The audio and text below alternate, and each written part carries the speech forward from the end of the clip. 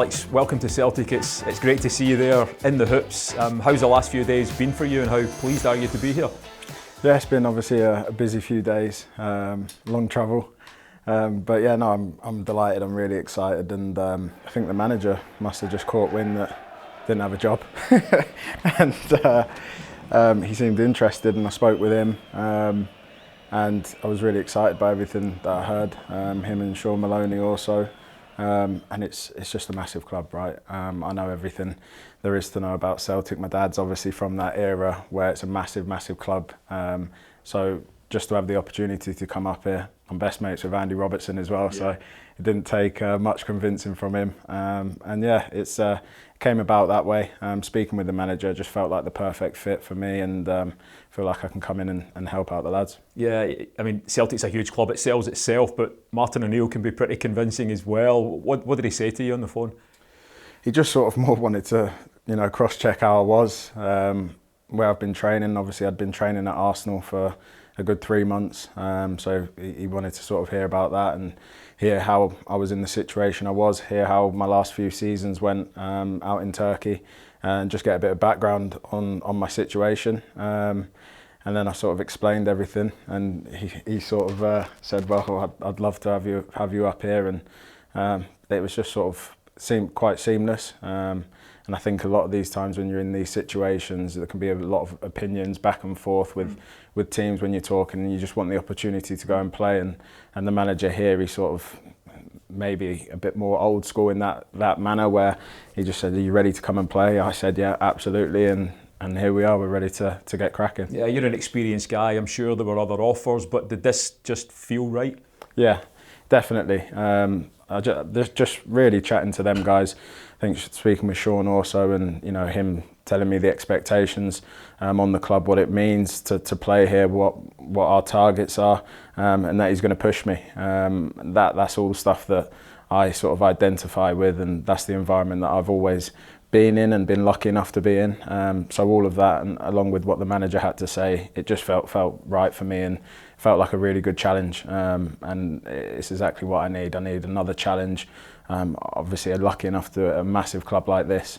And yeah, I think they can help me get back to where I need to get to, and more importantly, I need to help the team achieve the goals that we want to do. You mentioned Andy Robertson. I'm sure when you were at Liverpool, he and Virgil van Dijk gave you a sense of how big a club Celtic was. There was some suggestion that Joe Hart might have spoken to you as well. Did that happen? Yeah. I was with Harty a couple of weeks ago at James Milner's birthday, actually.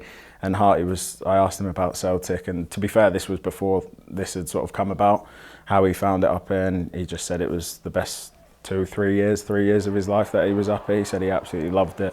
And he actually suggested at the time, he was like, this would be perfect for you, you'd love it up there, Ox. And yeah, funny enough, here I am. I'm going to actually message him once all said and done. And so you spoke to him before there was any interest? Yeah. This was literally 4 weeks ago.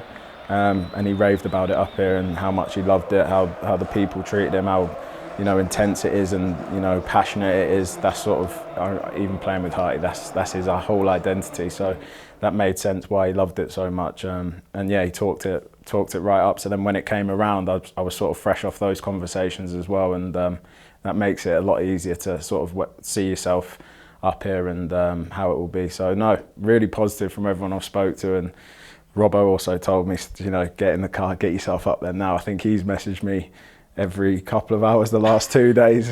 Are you there yet? Is it done? Is it done? So I'm going to give him a message in a minute as well. So no, I've got a few good references anyway, and helped me get to where I am here now. Yeah, you're vastly experienced. You know what it takes to win the Champions League, to win the Premier League. You won the FA Cup 3 times. How much do you hope that, not just your talent as a footballer, but that experience can help the squad for the rest of the season?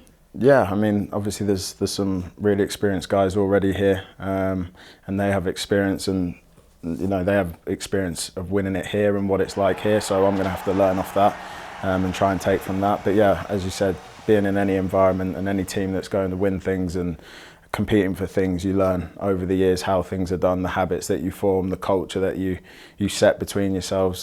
That's obviously something that I've come from and I've been lucky enough to experience. So yeah, I think that's my job, you know, also as one of the senior players or older players with experience to come and sort of train the way you need to train every day and set those sort of standards. And like I said, also it's important for me to learn off the other boys that are here and have lived and breathed it as well here. And that's a new experience for me to learn from them quickly as well. You mentioned about the positive words from Joe Hart, Andy Robertson, Virgil van Dijk. I wondered if it was similarly positive from the Arsenal manager when you said goodbye to him. Obviously he spent a bit of time up here, but at the other side of Glasgow, did he have any words to say to you? I did. I spoke with him about it, and he sort of just explained how much of a perfect fit it would be. His sort of words were, you know, his time up here was some of the best of his career. He's felt things that he didn't necessarily feel again, even at other big clubs that he played for.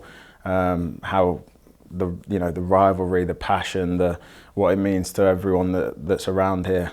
He talked highly of that, and he's just sort of said it's a massive place, a massive club, and it will be an amazing fit. So he spoke very highly of everything up here, and you know how things go around here. So that also helped to hear it from his side of things. And yeah, everyone that I spoke to sort of spoke massively highly of it. And obviously my dad is bit older, and he's from the era where, you know, Celtic is everything and is a massive club.